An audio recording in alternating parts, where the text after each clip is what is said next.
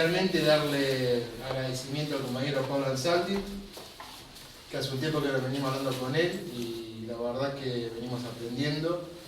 Y en esas charlas que hemos mantenido, en esas tardes de café o mañana de café, vimos la importancia de dar una charla sobre el conocimiento de cómo leer al final terapia. Bueno, él muy gentilmente hoy nos va a dar una charla.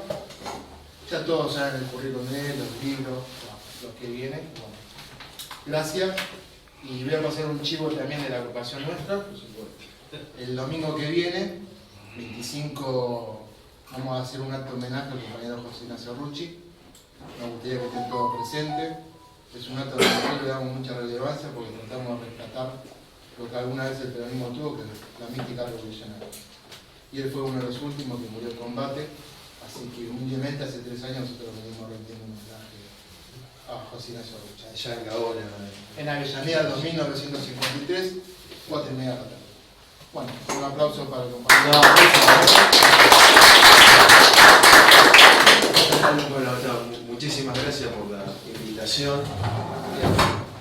Solamente para de lo que se trata de desarrollar entre nosotros finalmente una conversación, ¿no?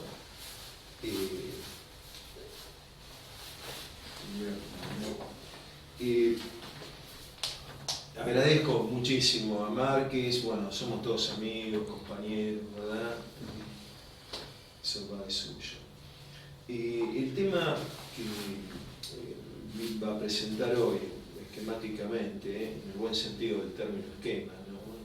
Cosas cerradas, sino algo abierto, o relativamente abierto, es la importancia en la formación de los cuadros peronistas, de los peronistas y demás, en la lectura del pensamiento de Perón, ¿no? Porque hay muchos autores conexos, pertinentes o no. Estamos hablando, por supuesto, dentro de una filosofía práctica, una filosofía práctica, lo que los escolásticos llamaban filosofía segunda, ¿no? Y hay muchos autores, todos dignos de consideración, pero yo he notado a lo largo de los años que ex profeso, creo yo, se ha o mal interpretado al pensamiento de Perón en general solamente como un autor de una técnica de la conducción, como una cosa, digamos, que podía ser asimilado por personajes que no voy a nombrar, como el gorila musulmán, ¿no? Esa era una línea, o gente que lo disolvía en un magma preexistente en la Argentina, casi como un producto de, bueno, de lo que era el forjismo, ¿no? Yo creo que eso son insumos, en principio falsos, si uno los toma rigurosamente, salvo en ciertas líneas muy específicas. Creo que lo importante sobre la comprensión de que Perón murió hace casi 50 años finalmente, y que la estructura de su pensamiento, que es un pensamiento político, no puede ser tomado como es tomado el Corán, digamos, por los islámicos, tampoco, porque es un conductor, un comandante de un movimiento nacional que murió. Esa es la realidad. Pero dejó una obra, ¿no? Que tiene enorme cantidad de discursos que se han ido recopilando, cartas, libros de cuando era militar solamente y libros de cuando pasó a ser el conductor y jefe del movimiento nacional, ¿no? Y bueno, de lo que se trata me parece es de establecer un cierto ordenamiento para una lectura directa de Perón. Yo creo que es un pensador fundamental, es un pensador objetivo, ¿no?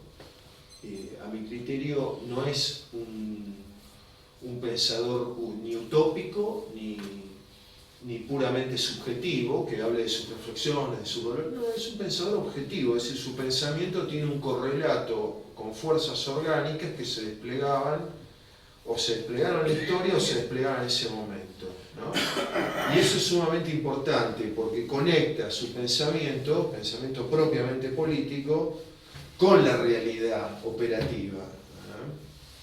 Es decir, el pensamiento de Perón es un pensar que al mismo tiempo es un obrar, ¿no? Y es un obrar, ¿no? que se va pensando. ¿No? Por eso, muerto el comandante, naturalmente, como pasó cuando murió Carlomagno en el imperio, el Sacro Imperio Romano, ¿no? O cuando murió Napoleón, digamos, bueno, un poco antes, Napoleón por supuesto, ¿no? Perdió antes, pero cuando se va el comandante, ¿no? Las fuerzas se dispersan y tienen otra historia, abren otra historia, y ahí está la confusión, ¿no? Si quieren podemos tomar el ejemplo, cualquier otro ejemplo, Julio César, el que quiera, digamos, es decir, todo lo que nosotros nos hemos identificado como peronismo o peronistas, necesariamente está desprovisto de su principio, de su arjé, como dirían los amigos griegos, ¿no? De su arjé, que era el conductor, digamos, que finalmente era el vector de ordenación fundamental, que es lo que hizo que gente bien intencionada, que venía con otra idea, por ejemplo Carlito Mujica, el padre, cuando vino Perón, fue legal a Perón, y por eso lo mataron lo mismo que mataron a Rucci. Dicho sea de paso que aquel compañero va a hacer el homenaje, vamos a estar presentes por supuesto, fueron los montoneros. No van a creer el cuento de que lo mató López Rega, por favor, ¿no? Somos gente grande que estamos acá. Y ahora, el caso de Carlos Mujica, evidentemente él entendió que la conducción estaba en el país. Y viniendo de la formación que tuviese, no importa, fue leal a la conducción, porque entendió el principio de lealtad, porque es el principio fundamental, ¿no?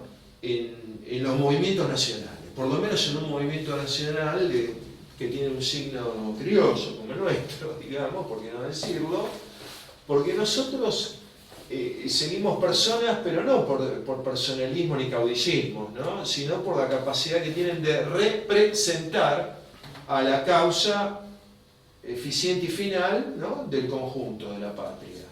Entonces no andamos en abstracciones como el presidente actual, no lo voy a nombrar porque es mala suerte, o el doctor Alfonsín, digamos, ya fallecido, para descanse, que también tenía abstracciones y la realidad iba por ahí, ¿no? Y los discursos de él iban por otro lado. No, nosotros, digamos, tenemos un jefe que ha muerto hace muchos años, y en gran medida nos hemos formado sobre muchos espejismos también, hay que decirlo, ¿no? Porque la continuidad de lo que se llama peronismo, yo no tengo el peronómetro ni nada de eso, pero no ha sido quizá fiel en lo fundamental a esa herencia. Entonces, la lectura de Perón, el general recomendaba como síntesis, yo voy a abrir un poco el juego, ¿no? Él recomendaba tres textos, como uno podría decir, bueno, sobre la base de nuestro credo, que son las 20 verdades, por ejemplo, comunidad organizada, ¿no? Doctrina peronista y conducción política. Pero eso es digamos, un modo apretado de una, diría yo, de una comprensión donde está lo sustantivo y lo medular, pero donde no está todo, ¿no? Donde está lo sustantivo y lo medular. En esta conversación me interesaba hacer una serie de puntuaciones sobre, diría, un aspecto más amplio de la obra, no sobre toda la obra, pero que me parece que es importante, ¿no? Para la gente que tenga, ustedes saben, el peronismo tiene principios, ¿no? El peronismo, es decir, el pensamiento de Perón y el justicialismo, que es el nombre de la doctrina, tiene una serie de principios. Esos principios recorren toda la obra, los discursos y demás, pero tienen lugares en los que están específicamente explanados, ¿no? y concentrados. Tiene también los grandes síntesis de aplicación de esos principios, que son los libros la doctrina peronista, así llamada, por ejemplo, del 50, doctrina revolucionaria del 46, ¿no? Uno podría ver también hasta el modelo argentino, cuya primera parte la escribió Perón, la otra más bien un equipo, pero no importa, es un pensamiento dirigido, grupal, no hizo un problema de derechos de autor esto, ¿no? Y luego, por supuesto, sus enseñanzas como gran estratega, como conductor, ¿no? Donde está el traslado de los principios de la teoría militar, del pensamiento estratégico, por supuesto de la línea, él combina muchos autores, todos de primerísimo nivel, el caso de Clausewitz, von der Goltz, ¿no? Y el mariscal Foch también, y su traslación al ámbito político. Entonces son tres niveles que se retroalimentan. Hay gente que prefiere empezar por la teoría y la técnica de la conducción, otros por la doctrina peronista, donde están las formas de realización de la perfección en orden al ser comunitario argentino y al ser personal argentino. Por eso cuando habla de economía, de deporte, de salud, habla del bios corporal, cuando habla de política, de organización comunitaria, habla del bios colectivo, y cuando habla de cultura y demás, habla de la preparación para contemplar, el bios contemplativo, ¿no? Diría, si valga la redundancia, para contemplar los principios eternos, finalmente, que siempre están. Entonces, yo voy a empezar por un orden, pero el orden puede alterarse finalmente. Y también hay otros libros, que lo quiero mencionar, que es una muy buena puerta de entrada en estos tiempos donde tenemos, bueno, no me gusta decir 50% de pobreza, pero tenemos un país empobrecido, lleno de recursos naturales, de litio, de gas, de vacas, de trigo, y con la gente viviendo en las calles, ¿no? Y son libros que a mi criterio son muy importantes. La fuerza es el derecho de las bestias, por ejemplo, es un librazo. Los Vendepatria, La hora de los pueblos también, ¿no? Es un libro muy importante. Y que son libros que alguna vez he escuchado estas cosas que uno tiene que soportar, ¿no? En nuestra vida militante, como que eran libros de ocasión, y no son nada de ocasión, son libros muy, muy importantes. Casi debería decir que entre La fuerza del derecho de las bestias y La hora de los pueblos son de los grandes libros de política. Bueno, lo que voy a hacer es empezar, si les parece, por un comentario sobre comunidad organizada. Aparte, el otro día lo charlábamos. Comunidad organizada, hay un artículo en Política y Estrategia que es una comunidad organizada, ¿no? Donde Perón dice que el gobierno debe ser centralizado de concepción y planificación, el Estado descentralizado y de ejecución, y el pueblo libre. Cuidado, pueblo libre no significa individuos sueltos. No es que estén presos, pero significa organizado. Y organizado dentro de una concepción, ¿sí? De una unidad de concepción y una unidad de acción. No es cualquier organización, ¿no? Entonces, esos tres elementos serían un correlato, diría yo, empírico, ¿no? Social, de la idea de la comunidad organizada. También hablaba que mucha gente que ha escrito sobre comunidad organizada se queda solamente con una suerte de actualización de algo que en principio no está mal, pero que no alcanza, que es la idea de la concordia política, ¿no? Algo que trabajó Aristóteles, libro 9º, 10º de la Ética Nicómaco, la idea de la concordia, es decir, la conciliación de clases que se organiza en el sector del trabajador, el sector empresarial, que también es trabajador, y el Estado. Por eso, esa idea de la comunidad organizada como sistema de poder es, insisto, una idea incompleta, no es lo que Perón está señalando en el discurso que da en Mendoza, que va del capítulo 17, creo que al 22 o 23, de lo que luego es el libro La comunidad organizada, donde hay otras manos, ¿no? Lo que está claro que el discurso, que es el que incluso está subido a YouTube, acá Carlos lo ha subido. El discurso del general Perón es del 17 al 23 con un preámbulo, un pequeño prólogo, presentación de Perón, donde habla de Aristóteles y de Alejandro Magno, ¿no? Y del vínculo entre la conducción y la filosofía. Entonces, lo primero que me interesa retomar es que en rigor la filosofía práctica de comunidad organizada, del justicialismo, se inscribe en un horizonte dinámico, histórico, donde se visualiza y se trabaja por la sustitución del régimen demoliberal hacia un régimen de democracia social, participativa y directa, ¿no? Y por supuesto que Perón podía saber que eso no se hacía por decreto, como había creído quizá José Antonio Primo de Rivera o Mussolini, no se podía hacer por decreto.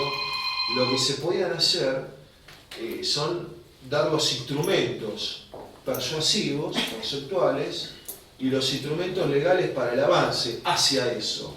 Pero no se podía consumar un saque. Uno no puede fundar la comunidad organizada por decreto de un día, porque eso es una horma que no tiene vida concreta, ¿no? Como pasó en muchos experimentos, que se caen y al final queda una estructura puramente formal, legal, en ese sentido, ¿no? Normativa.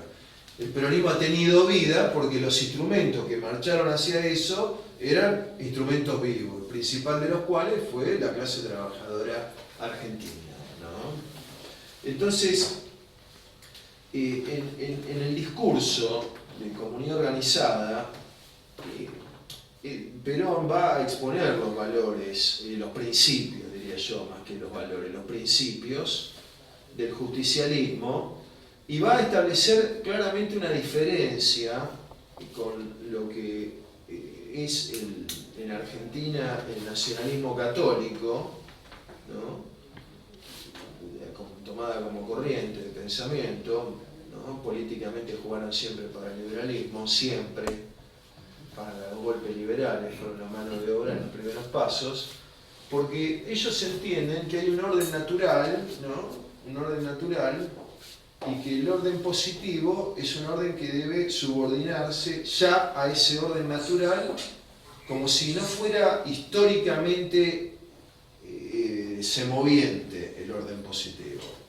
El planteo que va a decir Perón, no, sí, los valores son válidos, es decir, los valores y los principios son esos, ¿no? Pero el orden político es un orden dinámico, entonces de lo que se trata es de reargumentar en los hechos, sobre todo, en los hechos, esos principios cómo se van dando generación tras generación. Por eso comunidad organizada tiene ese dinamismo histórico, que un delirante por ahí nacionalista católico dice, es un actualismo, no hay principio, dando por entender, digamos, creo que malentendiéndolo a Gentile, que el actualismo es un oportunismo. No es un actualismo, es cómo los principios, ¿cuáles son? Justicia, autarquía, perfección, bien común, se van actualizando en la era del cohete espacial, a diferencia de la época de la polis griega o de la República Romana o el Imperio, digamos. Es decir, los principios tienen un ámbito. Los medievales tenían esta claridad, digamos, el hábito que estudiaba los principios era la sindéresis, ¿no? Y en cambio la selección de los instrumentos mirando a los principios, la prudencia política. Está el famoso libro de Leopoldo Eulogio Palacio, que está muy bien. En Perón, bueno, no es lo mismo, pero es muy similar, se puede hacer una analogía nítida. Los principios los expone en comunidad organizada, y repito, en toda su obra están, y las formas en las que se va manifestando en la realidad, la va describiendo en comunidad organizada en un sentido histórico-filosófico, y luego en sus realizaciones, porque no es que se vuelve a la Edad Media, o a la cristiandad, eso es imposible, eso es una estupidez desde el punto de vista de la naturaleza histórica del ser político. Entonces, inicia Perón el discurso diciendo, que importa, ¿no?, activar la génesis de un pensamiento susceptible de contemplar la futura evolución humana. Evolución en Perón significa formas de integración social, no significa ni Spencer ni ningún evolucionismo de ese tipo. Sí guarda relación con un libro que Perón en su biblioteca, digamos, yo le he consultado hace muchos años, me lo compró un señor innombrable, que lo tiene muy trabajado, que es Años decisivos de Spengler. Ese libro tan poderoso de Spengler, está esta cosa, esta visión de la historia y una interpretación muy digna de consideración, ¿no? Yo creo que está mejor en Años decisivos la influencia que incluso en la decadencia de Occidente, bueno, que también la cita. Entonces, bueno, él ya ve, esto es en el año 49, ¿no?, en el Congreso Nacional de Filosofía, Europa venía de la guerra, vinieron filósofos, todos sabemos, muy importantes, como Nicolai Hartmann. Heidegger no pudo venir, no lo dejaron porque estaba en el proceso de denazificación o algo así.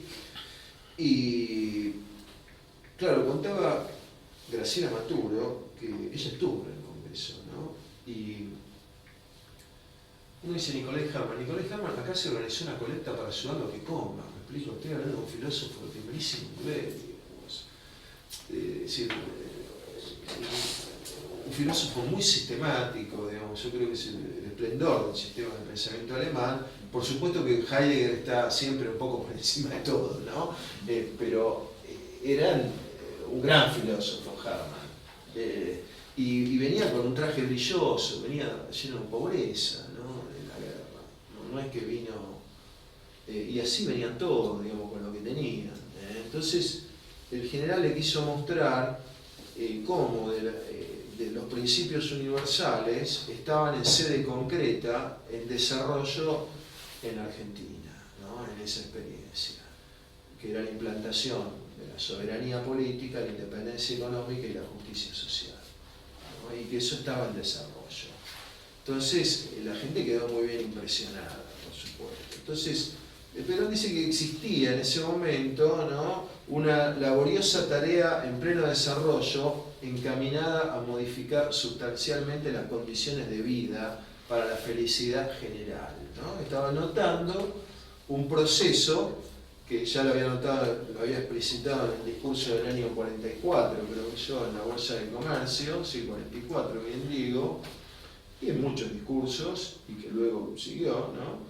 Ya en el 51 a eso le llama la hora de los pueblos. Ya los poderes no pueden prescindir de la presencia popular, ¿no? Y se está construyendo toda una serie de dispositivos que venían del fascismo, pero también Perón nombra a Rubel, no acá, ¿no?, los mismos ingleses y demás, estaban generando una suerte de estado de bienestar.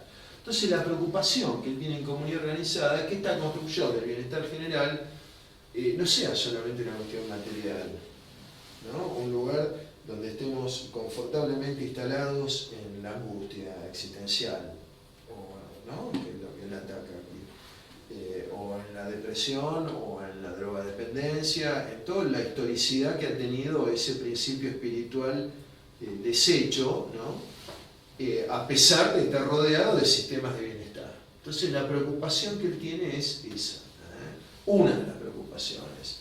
Dice, tiene una clara comprensión del problema de la técnica, ¿no?, como la tenían, recién hablábamos con Canicova, comprensión obviamente de Carl Schmitt, la técnica en la época de las neutralizaciones, tener una política a la altura de la técnica, Jung, el trabajador, la movilización total, y bueno, Heidegger, la carta sobre el humanismo, la pregunta por la técnica, etc. Perón dice, bueno, hay un auge de la técnica. Este auge de la técnica, ¿qué va a ser del hombre? ¿No? ¿Cómo continúa el humanismo político, el humanismo greco-romano y católico y argentino, cómo continúa en una era de la técnica, ¿no? Él habla del transatlántico y del rascacielos. en esa época, uno puede hablar de la bomba atómica o de lo que fuera. Por ejemplo, Heidegger dice, solo un Dios puede salvarnos, la técnica es una estructura, digamos, sería de emplazamiento, un gestel, ¿no? De que nos emplaza, nos domina, recemos, bueno, la segunda venida de Cristo nos salvará. Junger la describe, ¿no? Pero dice, no, bueno, hay que enfrentarlo esto, hay que enfrentarlo, hay que enancarse políticamente sobre este proceso, no podemos volver a la edad de piedra, esta es la era, importa subrayar los principios espirituales en esta era, ¿verdad? Entonces, comunidad organizada dice, bueno, el primer riesgo es que las grandes ciudades sean ámbitos de insectificación, dice, ¿no? Y efectivamente, el auge de los movimientos nihilistas y demás tienen que ver con los procesos en el siglo XIX y siglo XX, a partir de la Revolución Europea de 1848, acá se da después, tienen que ver con los procesos de migraciones del campo a la ciudad, donde la gente no le espera una polis, una organización humana, le espera la periferia de la ciudad desorganizada, ¿no? Como pasa hoy día, acá en Buenos Aires, o ni hablemos en el Gran Rosario, o en Córdoba, o en San Pablo, donde lo organiza el narcotráfico, ¿no? Entonces, el problema de las grandes ciudades se va a transformar en un gran hormiguero si no hay una política para eso. Entonces la visión de Perón es muy grande, es muy poderosa, es decir, tener una política a la altura de un tiempo distinto, ¿no? Donde se sostengan y se prodigen los principios, ¿no? Pero en esta nueva situación. Entonces, comunidad organizada, a mi criterio, es un texto fundamental. Un texto fundamental, ¿no? Sobre todo por plantear cómo se instala la comunidad en un nuevo tiempo, ¿no? En un nuevo tiempo, que es el tiempo donde la determinación, yo diría tecnológica, para diferenciar de la técnica, tecnológica contemporánea, es abrumadora, ¿no? Que es lo que pasa también hoy día con el sistema, pasa en todos los sistemas. Por ejemplo, si uno piensa como sistema, ¿no? Sistema educativo o en la familia y demás, el problema de los medios de comunicación, del celular, de esto, del otro, mañana va a ser de otro dispositivo y demás, todo este chirimbolaje de algún modo corta las relaciones comunitarias e interfiere. Y hay que tener decisiones, antes era generación tras generación, hoy diría año tras año frente a este problema, ¿no? De hecho tenemos a un dirigente que está formado dicen las malas lenguas, ¿cómo es? En la PlayStation, ¿no? ¿No dicen eso del hijo del nombrable, ¿no? En la PlayStation, que ya creo que es viejo, ¿no? El tema, tampoco hay que ser un bárbaro en la técnica, pero como en mi caso. Pero entonces, el problema de Perón dice, bueno, es cómo sostener este humanismo, la estatura, ¿no? Del ser que ha de morar en este nuevo mundo, ¿no? La morada del ser, rodeada de una técnica, ¿no? ¿Cuál va a ser eso? Entonces hace un raconto de figuras de la conciencia. Cuando digo figuras de la conciencia no me refiero solamente a figuras mentales, sino a dispositivos mentales y prácticos analizados en sede concreta, como dicen los escolásticos, ¿no? Entonces analiza, por ejemplo, la voluntad de poder, ¿no? Y dice, bueno, la voluntad de poder termina en la náusea, que está de moda en estos años, en los años 40, a través de Sartre, ¿no? El pensador francés, que era un degenerado, no voy a abundar en esos temas, tampoco me interesa demasiado, pero la moda de la náusea, del existencialismo, del desgano, ¿no? Entonces, eso es algo que Perón ataca de frente, lo ataca de frente, dice que es una entelequia que opera sobre el desencanto individual. Opera, la base es el desencanto individual, el cansancio biológico, el cansancio del ser. El marxismo opera dice Perón, sobre el descontento social. La filosofía materialista tiene una base de realidad, que es el avance de la ciencia, de la técnica, del maquinismo, algo que también vino Berdyaev, Spengler y demás, el mismo Heidegger, ¿no? Pero genera el resentimiento. Primero, bueno, fueron los ludistas que atacaron, digamos, las máquinas y demás, y después la monstruosidad del estalinismo, ¿no? Entonces, en esta visión, el problema no está tanto en las malas respuestas, sino en los fenómenos de base, ¿eh? Hay que detenerse en la realidad. Dice, lo deplorable, lo cuestionable, lo que hay que trabajar son estas tendencias de la realidad, lo otro son efectos, ¿eh? Entonces, bueno, ya sabemos que Perón restaura en su discurso la importancia del principio de verticalidad, ¿no? Permanentemente habla de la naturaleza divina del hombre, y hace un raconto. Yo voy a hacer una pequeña síntesis de estos principios. Él es muy elogioso, por supuesto. En las fuentes del pensamiento de Perón, el pensamiento griego, ¿no? Y el pensamiento romano, es evidente, digamos. El fin de la política en Aristóteles es el bien común, que es la felicidad objetiva común. En Perón es la felicidad del pueblo, y en Cicerón es la grandeza de la patria, digamos. Entonces, esa combinación entre la grandeza de la patria ciceroniana y la felicidad popular aristotélica, por supuesto, en Aristóteles no era exactamente lo que significa hoy día, pero no importa, es decir, orienta hacia eso, son los grandes fines del justicialismo, ¿no? Y denotan la importancia de la raíz clásica. Entonces, lo que dice que le faltaba a los griegos, realmente la sociedad vista del cristianismo pagana, era la idea de la revelación,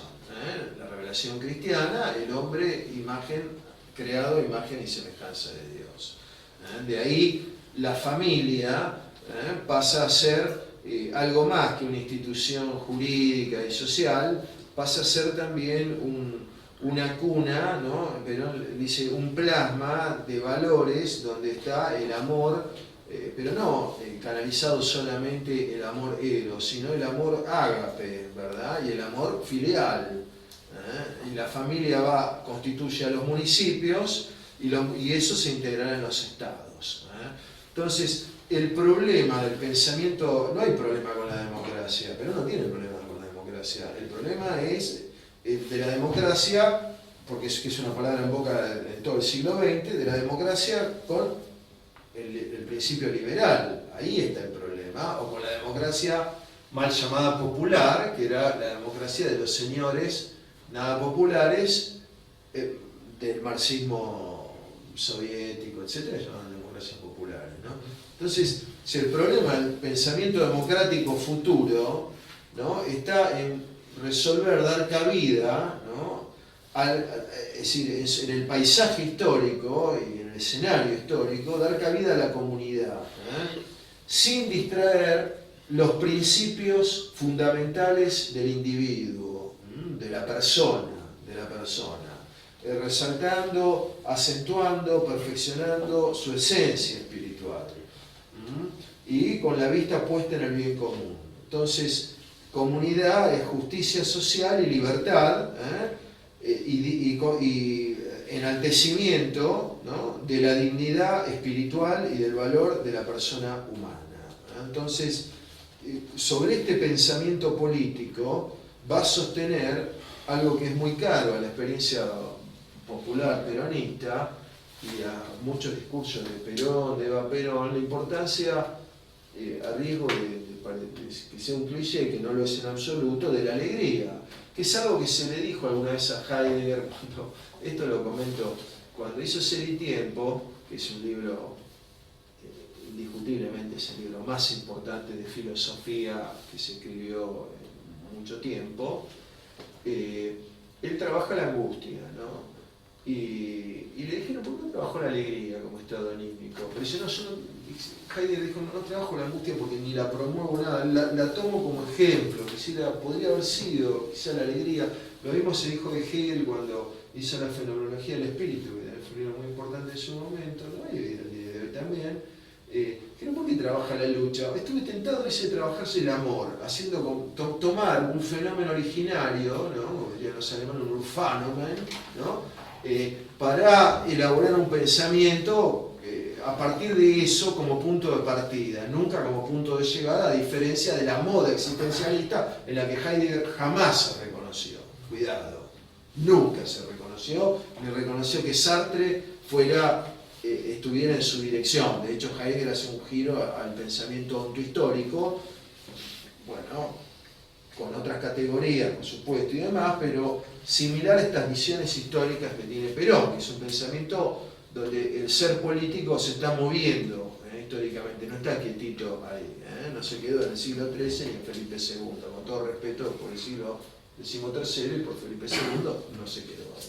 Entonces, la alegría de ser, fundada en la persuasión de la dignidad, ¿no? Algo que muy de esta epifanía que fue el fenómeno peronista en vida de Perón, las clases trabajadoras disfrutaron del salario, de la vivienda, de los derechos, del respeto, de las vacaciones, del Teatro Colón. Por favor, la cultura del Teatro Colón el día jueves era para los sindicatos, no era la bailanta. No, está bien la bailanta, pero el Estado no la promovía eso, promovía las danzas folclóricas, ahí salen los grandes grupos. Bueno, está este grupo del año... Bueno, ustedes saben, los grandes poetas del folclore argentino se dividieron entre peronistas y comunistas, ¿no? Los salteños eran peronistas, los correntinos también, digamos, y los mendocinos eran... Pero bueno, hay un auge de una cultura nacional y también de una referencia clásica. Cuando se hace el acto del Cabildo Abierto del 51, que un grupo de la CGT se lo quiso hacer para joder a Perón, quiero decir la verdad histórica, ¿no? Haciendo pie en Eva, es un segundo de la historia, claro, quedó muchísima gente en las calles de Buenos Aires, y el general dio la orden de abrir los teatros, que eran el Colón, la Avenida, bueno, los grandes teatros de Buenos Aires, para que se representasen, bueno, pequeñas áreas, cosas de este tipo, ¿no? Y la gente escuchó, vivió, hasta que, bueno, los trenes, bueno, se fueron organizando, el sistema de transporte y demás. Es decir, estaba esa orientación, estaba esa idea de, por la elevación material y cultural hacia un grado de contemplación de los principios divinos, digamos, si ustedes quieren, a través del arte, ¿no? Marechal, incluso, que escribe el ascenso del alma por la belleza, etc. Todo esto era parte de la experiencia conducida por Perón. No era la demolición, no era la universidad para destruirla, para sentir que uno entra a un tugurio, ¿no?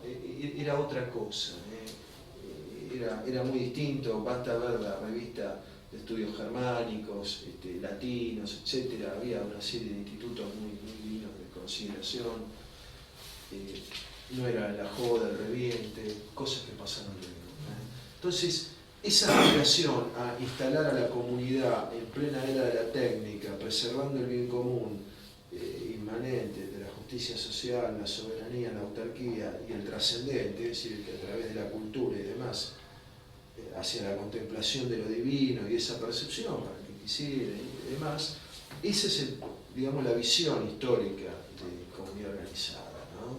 Entonces, no es solamente un sistema de poder, digamos, que no está mal. Por favor, prefiero que se organicen y concilien y no que se maten, digamos, o que haya una polarización eterna que va a conducir a un proceso de violencia, donde va a ganar el poder oligárquico, porque una cosa que muestra la historia argentina del siglo XX y que mostró Perón es que con la estrategia del tiempo puede ganar, con estrategia, no con tiempo dilapidado, puede ganar el pueblo. Con la violencia ganan ellos, por eso la provocación de Montoneros y de Lerner, ¿no? Que con lo que pasa con los mapuches. Ustedes fíjense lo que pasó en Chile, ¿no? En Chile, ¿qué ocurrió? Hubo un plebiscito por una constitución que reconocía los derechos legales preexistentes de los mapuches. En las comunidades de mayor presencia de herederos mapuches es donde más perdió eso, por un 80%. Entonces, a mí me hizo acordar a los campesinos tucumanos del ERP, ninguno no reclutó, pero esto es historia en serio, el ERP no reclutó un solo campesino en Tucumán. Todos respaldaron al ejército cuando la señora Isabel Perón, por quien pido un aplauso, porque además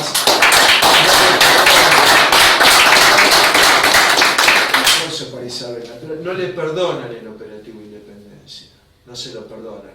Y no le perdonan que 120 sindicatos respaldaron y se reunieron con el general Agdel Vilas para respaldarlo. Y el ERP mató al secretario general de la FOTIA acá en el 11. Eso es así. Entonces, este movimiento es ideológico, no es real. Es como el de los campesinos tucumanos que eran todos peronistas en esa época. No sé, digamos, los bolivianos con el Che. Los bolivianos con el Che. El Che, otro impresentable, el Che, ¿no? Guerrilla campesina. Primer problema táctico de la guerrilla campesina, esconderse de los campesinos y después dan curso de lucidez, pero están locos. Pero, por favor, somos grandes. Es decir, si nosotros decimos, tenemos una doctrina, como dice Cristo, no es para ocultarla acá, sino para ponerla en la mesa, la parábola de la lámpara. Si tenemos una doctrina es para hablar de la doctrina, bueno, no de la doctrina, como sea, digamos, pero no para ocultarla. ¿Cómo voy a hacer una guerrilla campesina corriendo de los campesinos? Entonces no era una guerrilla campesina, ni siquiera una guerrilla, vamos a ser realistas. Y lo del ERP era similar, no reclutaron uno. Los campesinos colaboraban con el ejército. Año 75, después, bueno, no me hago cargo del proceso, me importa 3 carajos la dictadura, el proceso y todo eso. Pero con Isabel, esta es la realidad, digamos, no hubo un solo campesino. Y hoy la pregunta es, toda esta agitación mapuche, que viene vuelo de Bristol, todas estas cosas que hay gente que lo ha investigado mucho, y está muy metida a la izquierda en todo eso, evidentemente los descendientes de mapuche no se prenden, evidentemente. Yo creo que en la Argentina debe ser muy similar, porque es un área como puede ser Tarija con el norte argentino, digamos, ¿no? Temuco, Neuquén, toda esa zona, ¿verdad? Es un área donde hay redes parentales. Entonces, bueno, decía esto porque a nosotros nos sigue interesando el desarrollo de una política popular, una política comunitaria, y la comunidad organizada traza esos principios, es decir, los principios de bien común, de justicia social, ¿no? Y los traza sobre la base de la incorporación de la comunidad, ¿no? En el panorama histórico y en el poder, en un mundo donde la técnica amenaza con barrer las dimensiones espirituales del ser humano. Nunca va a poder porque el ser humano es naturaleza creada y no se puede. Se puede hacer una guerra a la creación, no se le puede ganar, se la puede patear, pegarle y demás, pero la inclinación de lo creado hacia su propia perfección, hacia su entelejía, como diría Aristóteles, hacia su perfección, es algo que no se puede destruir nunca, finalmente, a menos que la persona esté muerta, que ya no es la persona, es su cuerpo, chao. ¿No? Pero orden natural, ¿no? Exacto, pero desplegado históricamente, ese es el problema, no se instala por decreto. ¿Explico? Eso es lo que trataba, creo, Perón, que en la discusión, nosotros no hemos discutido con ellos porque son impresentables, pero es el problema de los nacionalistas argentinos, católicos, así llamados, que se apropiaron de estas dos palabras, que son palabras bastante interesantes, dicho sea de paso, ¿no? Aunque algunos tendrán otros aportes, ¿no? Eso yo no lo voy a negar. Pero entonces, porque además, el que hace política sabe que el ser humano no es como creía Lutero, muy parecido a Maquiavelo, ¿no? Algo así como una víbora, no es una víbora, pero tampoco es un ángel bueno. Es, bueno, una compósita cuya forma viva de su cuerpo es el alma y tiene naturaleza caída, digamos, y tiende a su perfección, ¿no? Y tiene cosas buenas, cosas no tan buenas. Son seres humanos, ¿eh? Entonces hay que encontrar los principios ahí. Entonces el general dice que la doctrina no la postuló, por eso rompió la pauta de la ideología, sino que la dedujo del ser del pueblo. Y como el pueblo era nacional, social y cristiano, ¿no? Si hubiera sido árabe, hubiera dicho nacional, social y musulmán, qué sé yo, ¿no? Es decir, tiene que ver con eso, no es una construcción geométrica que uno instala, no es en ese sentido no es un gnosticismo político, uno tiene un cuerpo así y lo mete, lo incrusta, no, él lo infiere. Ustedes saben que Perón está en las horas completas, además, la Comisión de Frontera del Ejército, un criollazo que recorrió el país a caballo, además como se recorría en el siglo XIX, ¿no? Entonces ahí vio las necesidades y de ahí infirió las respuestas de esas necesidades. De hecho, el segundo plan quinquenal, además de consultar a las universidades en asesoramiento técnico y no en guitarra, ¿no? Como pasa, bueno, algunas colaboran, ¿no? Pero cuando las convocan, pero también hay mucha guitarra, y a los gobiernos provinciales participó la gente, y participaron 100.000 personas, mandando proyectos, ideas de vivienda, de soluciones para el segundo plan quinquenal, que lo coordinó el ministro Raúl Méndez, ¿no? El ministro de Asuntos Técnicos. Ustedes me dicen si se están durmiendo o no me dicen nada, me parece que sí. Bueno, a ver cuánto llevamos. Bueno, le voy a hacer un raconto mínimo, ¿no? Y doctrina peronista, ¿no? Está el libro Doctrina Peronista. Son las formas de ejecución de esos principios. Está el libro previo, Doctrina Revolucionaria. Después se hicieron manuales, algunos bastante buenos. Hay uno muy bueno que es Fundamento de Doctrina Nacional Justicialista, que lo compiló Jacques de Maillet, ¿no? Lo hizo muy bueno. Claro, Maillet era pagano, no era cristiano, entonces no pone nada del cristianismo, ¿no? Perón hubiera dicho, no señor, una cosa es la clerecía y otra es ser cristiano, como decía Perón, ¿no? Pero, esto se los comento, pero bueno, la doctrina en realidad lo que busca son en cada momento las formas en que se desarma el poder oligárquico y se va desplegando un poder comunitario ligado a la autarquía y a la justicia, ¿no? Capítulos esenciales como el del Banco Central, por ejemplo, el manejo del dinero, el del Banco Industrial, en fin, es un libro muy rico de una época que en lo fundamental la mayoría de los temas siguen en pie, ¿no? Pueden cambiar algunas formas de ejecución, pero la mayoría de los temas siguen en pie. Luego, cuando está en una época similar, digamos, a la nuestra, en los libros en el exilio, escribió una serie de libros, Cómo y por qué me derrocar, quiénes me derrocaron, etc. Yo voy a citar 3 libros, o 2 o 3, ¿no? Los Vendepatria, ¿no? Las pruebas de una traición. Ahí, bueno, siempre los principios. Dice, el concepto de revolución corresponde a las transformaciones que se institucionalizan por imperio de la determinación popular. No hay un golpe de Estado, dice, incluso explica, nosotros no vamos a dar un golpe de Estado, ¿no? Ni es la lucha armada, ¿no? Sino que es la determinación de la voluntad popular, o de la determinación de la inteligencia y la voluntad popular, en ese sentido lo digo, y su institucionalización. Piensen ustedes la formación romana de Perón, piensen en Tito Livio, por ejemplo, en el Burro de Condita, la historia de la fundación de Roma, ¿no? Cómo se incorpora la plebe a la ciudad, ¿no? Es una analogía, no es lo mismo, pero Perón incorpora al pueblo a la ciudad. Era la república oligárquica la que quiere volver Carrió para arrodillar a la gente, ¿no? Por eso ella dice volver a la Argentina antes del 4 de junio del 43, ¿no? Donde la gente estaba arrodillada pidiendo permiso. Perón abrió, le dio incorporación, bueno, todo ese proceso se rompió y demás, pero los elementos sueltos siguen reclamando un espacio. Por eso no lo acaban de matar al movimiento. De algún modo, las fuerzas siguen sueltas, fraccionadas, lo que fuere. No estamos en Brasil, digamos, porque por ejemplo en Brasil salió el Departamento de Estado, ¿no?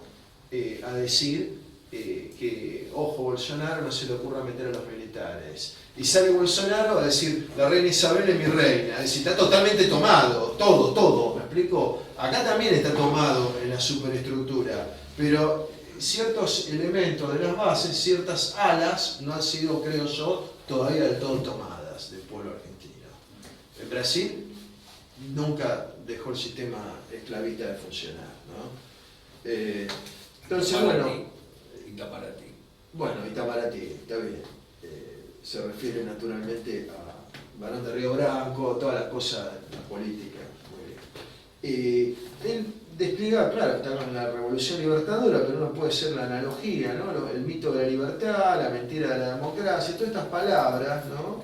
El pretexto de la opinión pública y el cuento de la libertad de prensa, digamos, ¿no? Y desarma eso como dispositivos de poder, ¿no?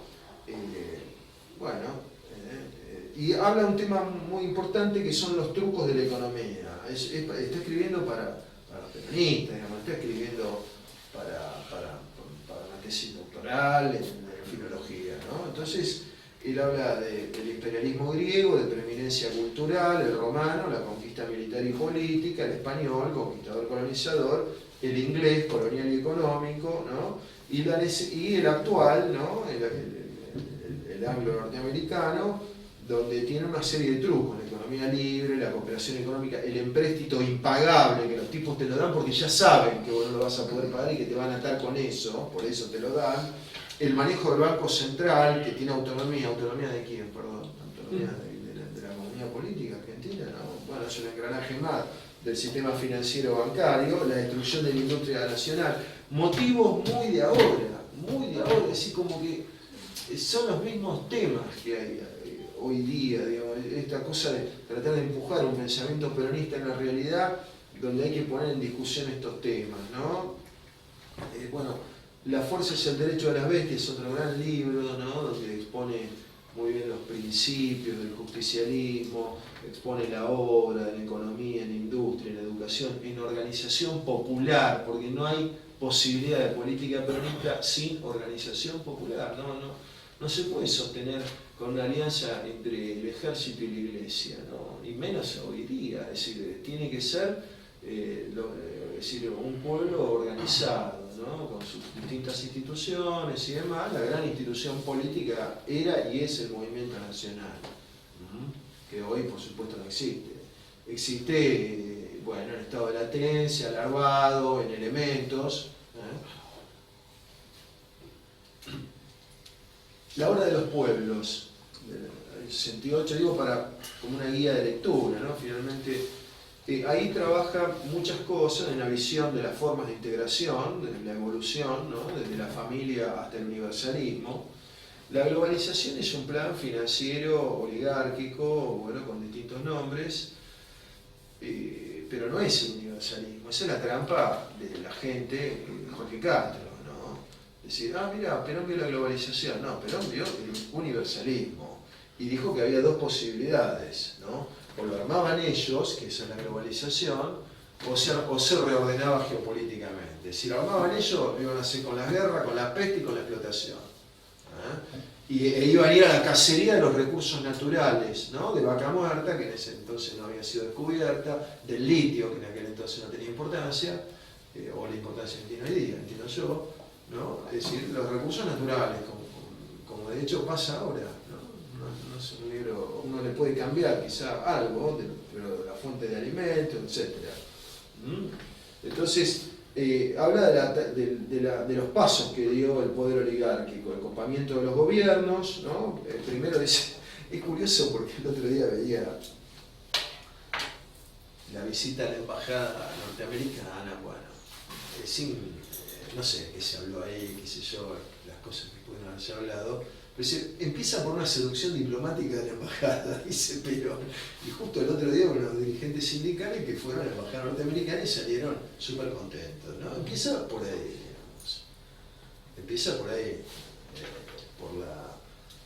por supuesto después opera la inteligencia, opera la prensa, copamiento de los gobiernos, ¿no? Copamiento de las Fuerzas Armadas, fundamental, acá ya con Onganía. Ustedes saben, y eso lo escribimos con otras personas, no nombrar ahora, pero hasta la caída de Perón, la doctrina del Ejército era nacional plenamente, va a apoyar en von der Goltz, digamos, todo el tema de los detalles, ¿no? de lo que son las cuadrículas, ¿no? El reconocimiento del territorio desde el punto de vista operacional, ya se hace en la época de Perón.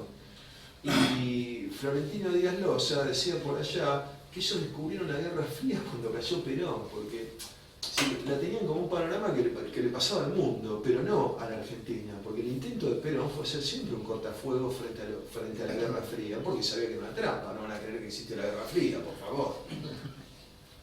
Por favor. Es decir, no van a creer que existía una contradicción entre Montoneros y Macera o Videla, eran dos labios de la misma realidad, visto de nosotros, como corresponde. Nosotros vemos la realidad desde nosotros.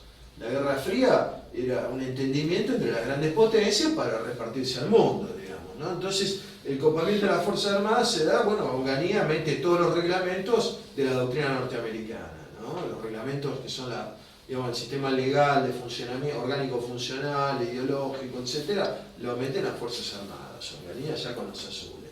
Los colorados eran peores todavía.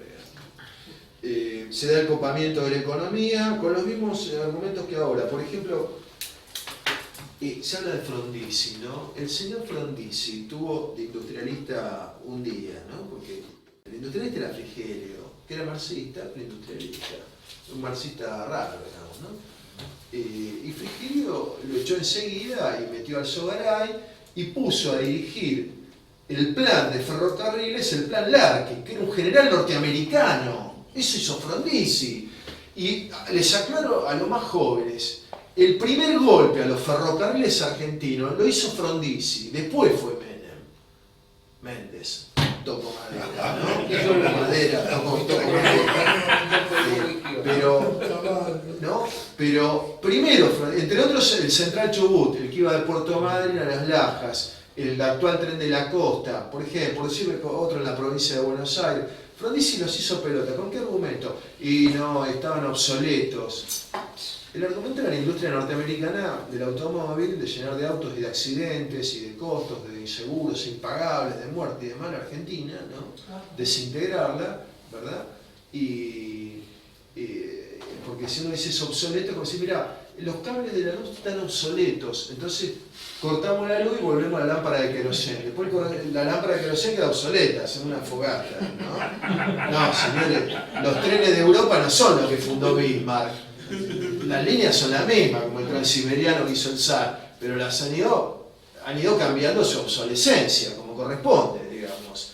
Que la Argentina estaba bastante integrada, le faltaba el transpatagónico, le faltaba una serie de cosas. Frondizi le pegó el primer mazazo, ¿no? Y luego el innombrable, ¿no? Y lo peor es que salió del seno de algo que se llamó Partido Justicialista o algo así, que sabe mejor que yo. Así se fue copando la economía. Los mismos mecanismos, la ineficiencia se vende, la capitalización se queda con los resortes de la economía. Explica lo mismo. Copamiento de las organizaciones sindicales, dice Perón, década del 60. ¿Cómo? Y bueno, los invitan a cursitos, hubo dirigentes importantes, seducidos por la sociología funcionalista norteamericana, ¿no? En la década del 60. Claro, los tipos estaban acá, hablaban acá, y Perón comenzaba para los señores dirigentes ser una cosa lejana y abstracta, no para la gente, cosa que me dice Isabel cuando viene en el año 65, que la custodia López Rega y Dardo Cabo, Dardo Cabo, Victorino. no, Alberte, ahí conoce a López Rega, Brito Lima, efectivamente. Pero ahí lo lleva López Rega a Madrid, en ese viaje. Recorre la Argentina y ve que a la noche, la ruta de Mendoza, por supuesto porque era entre Cerú García y... Ay, discúlpenme, los candidatos... Corbalán Aclares y Cerú García, el turismo. Y la gente a las 2 de la mañana salía con las fotos y los... Entonces le dice Perón, como le decía Isabel, la gente te sigue queriendo y recordando, ¿no?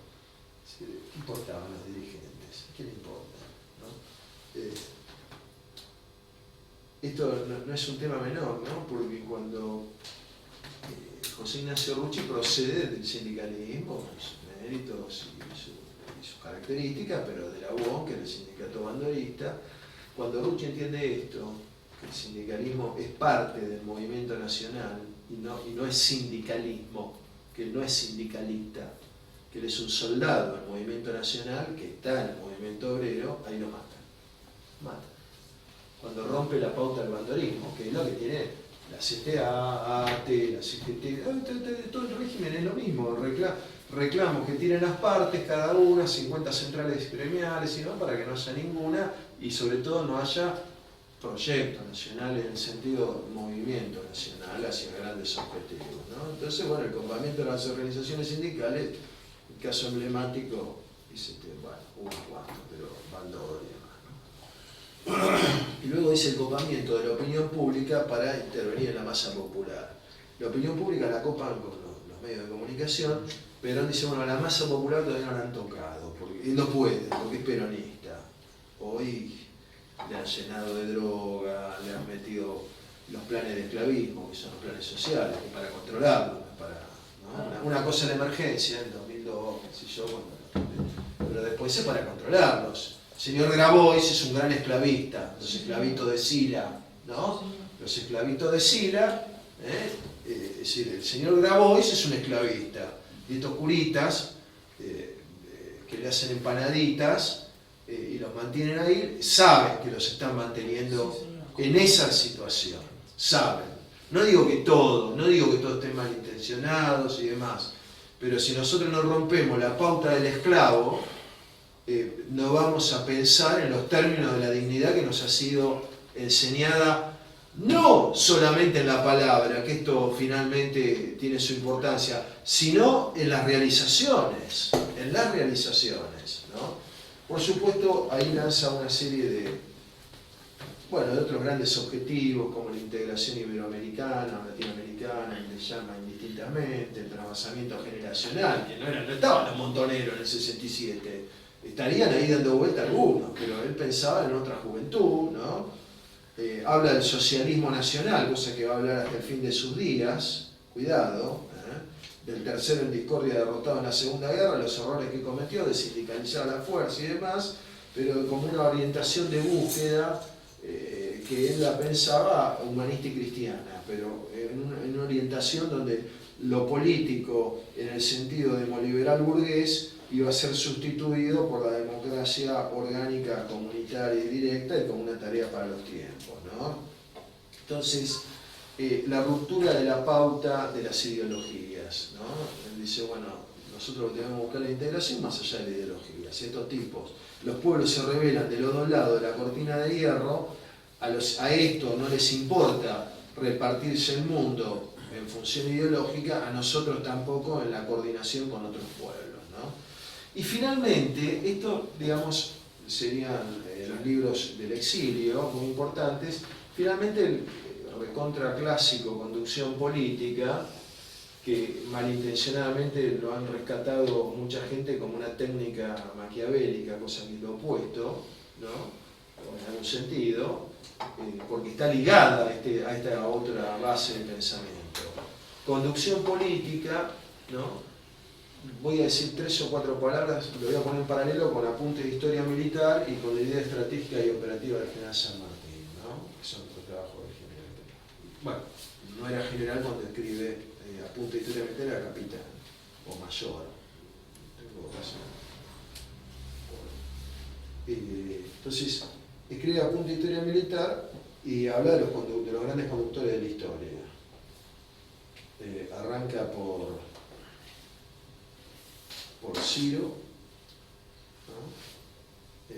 Alejandro, Ciro, Epaminondas, Alejandro, Julio César, bueno, luego nombra a Gustavo Adolfo de Suecia, ¿no? A Federico el Grande, Napoleón, San Martín, ¿no? Y de cada uno, la historia aprende principios estratégicos. Esos principios van a estar en conducción política vertebrados con la orientación de fondo, ¿no? Con la orientación y el camino de fondo. ¿Qué son esos principios? Bueno, los valores morales e intelectuales del conductor, que deben estar equilibrados, economía de fuerzas, reunir la fuerza en el momento donde se es fuerte y en el punto de debilidad del enemigo, ¿no? Lo que Clausewitz denomina economía de fuerzas por un lado o centro de gravedad por el otro.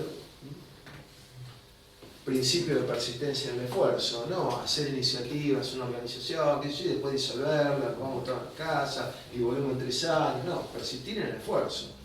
Ustedes pongan vidas paralelas, ¿no? Siempre. Después lo hablamos de personas porque quizá mancha nombrar a ciertos personajes, ¿no? Pero hay vidas paralelas de gente que partió en lo mismo y uno llegó muy lejos y otro no llegó a ningún lado. No digo llegó lejos en el sentido de la carrera política, esa cosa asquerosa que es una carrera política, no me refiero a eso, me refiero a su instalación dentro del diseño y la conducción de la comunidad, ¿no? Persistencia en el esfuerzo, economía de fuerza, persistencia en el esfuerzo, por supuesto unidad de concepción y unidad de acción, ¿no? El principio de creatividad permanente, el principio de iniciativa estratégica, bueno, una serie de principios claves que están basados en la comprensión de la realidad. Nosotros en la pasada habíamos charlado algo de eso. Todo esto se mueve con fuerzas reales.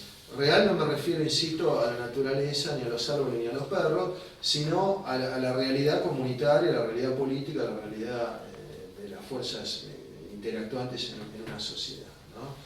Entonces, eso se analiza y se ve, y también se necesita, es decir, es forzoso, informes base, no alcanza con la vista, porque no alcanza con la vista para hacer una teoría astronómica, hace falta informes matemáticos, físicos, etcétera, etcétera, ¿no? Entonces, eso, es decir, esa comprensión del espacio, esa comprensión del lugar, es decir, de la fracción de espacio en la que se opera y cómo interactúa con el espacio, del tiempo y del momento, es decir, de la fracción del tiempo en la que se opera y la comprensión de las fuerzas en juego, es la filosofía de la acción realista, ¿no? O de comprensión profunda de la realidad que está en conducción política y que, a diferencia de apunte de historia militar, hay todo un traslado. ¿Por qué? Porque, como dijo el general, en el ejército te ponen a la tropa, te la visten y se manda. En cambio, en política hay que convocarlos. Y se convoca predicando con los hechos y también con la palabra. Cuidado, la retórica de Aristóteles no significa charlatanería, ¿eh? Es un libro que integra el cuerpo del pensamiento político. Y ese es el arte de la persuasión al que tantas veces nombró Perón. Finalmente quedarían sus discursos, sus cartas, el modelo argentino para el proyecto nacional, el discurso que dio el 1 de mayo, en fin. Voy a señalar 3 cosas, ¿no? Para concluir esta exposición.